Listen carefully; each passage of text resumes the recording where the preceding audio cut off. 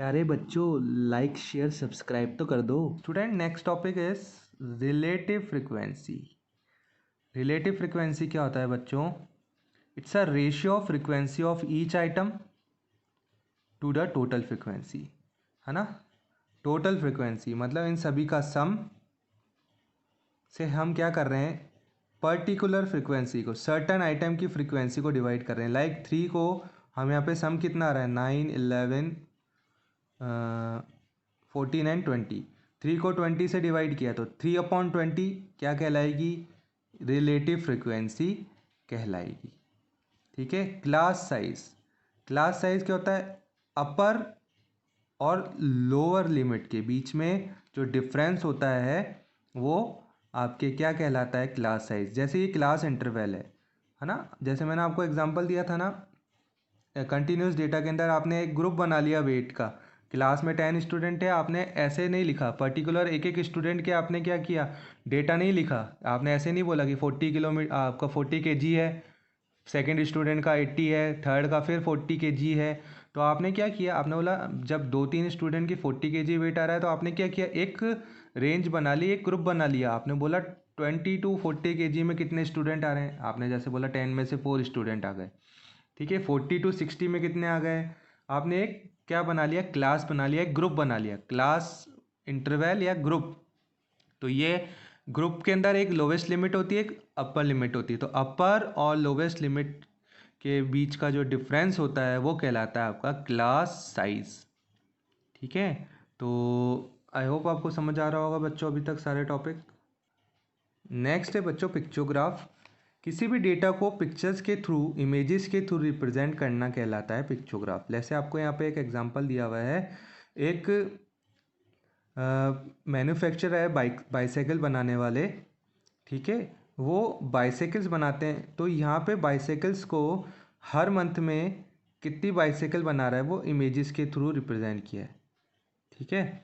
यहाँ एक बाइसाइकिल का मतलब है 1000 बाइसाइकिल्स। ठीक है। तो 1 2 3, तो इसका मतलब अप्रैल मंथ में 3000 बाइसाइकिल बनाता है।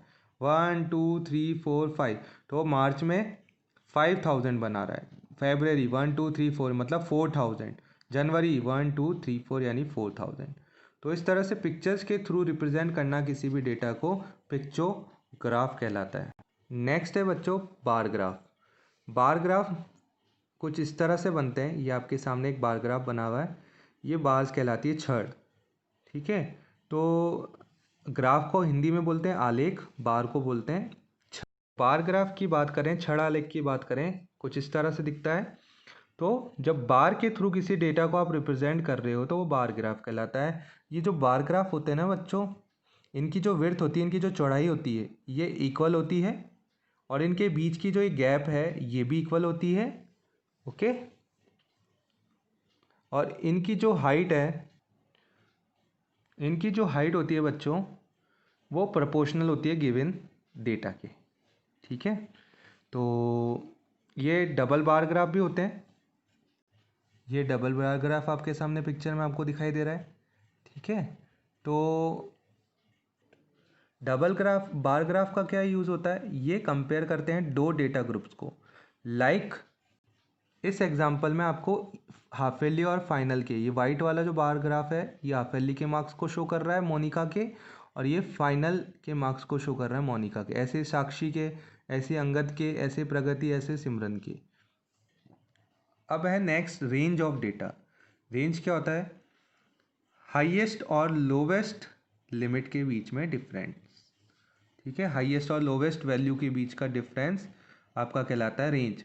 ये आपको साइंस एग्जामिनेशन जो है 8 क्लास का, उसके मार्क्स दिए हुए हैं 20 स्टूडेंट के आउट ऑफ 40। इसको सबसे पहले अरेंज करिए असेंडिंग या डिसेंडिंग ऑर्डर में, है ना, आरोही या अवरोही क्रम में। तो हमने इसको यहाँ अरेंज कर लिया आरोही यानी असेंडिंग में, छोटे से बड़े में।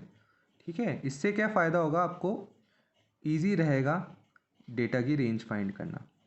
अब यहाँ देखिए लोवेस्ट लिमिट है 1, हाईएस्ट है वैल्यू 36, तो 36 माइनस 1 यानी इन दोनों का डिफरेंस, हाईएस्ट और लोवेस्ट वैल्यू का डिफरेंस आपका क्या कहलाएगा, इस डेटा का रेंज। नेक्स्ट टाइप का ग्राफ है सर्कुलर ग्राफ या पाई चार्ट। किसी डेटा को अगर सर्किल की फॉर्म में रिप्रेजेंट किया जाता है तो वो कहलाता है आपका सर्कुलर ग्राफ या पाई चार्ट। ठीक है, कंप्लीट सर्किल जब हम बनाते हैं तो हमें पता है हम कितने डिग्री रोटेट कर चुके हैं, 360, यानी एंगल कितने का बना लिया हमने, 360 डिग्री का। ठीक है, सो यहाँ आपको ये शो किया हुआ है, एक डेटा है उसका पाई चार्ट। ठीक है, कि 15% लोग तो न्यूज़ देखते हैं, 25% स्पोर्ट्स चैनल देखना पसंद करते हैं, 50% एंटरटेनमेंट चैनल पसंद करते हैं, और आपके 10% जो हैं वो रिलीजियस चैनल पसंद करते हैं। तो ये डेटा एक सर्कुलर फॉर्म में रिप्रेजेंट किया हुआ है, किसी पर्टिकुलर एंगल्स पे रिप्रेजेंट किया गया है, तो ये कहलाएगा आपका पाई चार्ट या सर्कुलर चार्ट। तो ये थे आपके टाइप्स ऑफ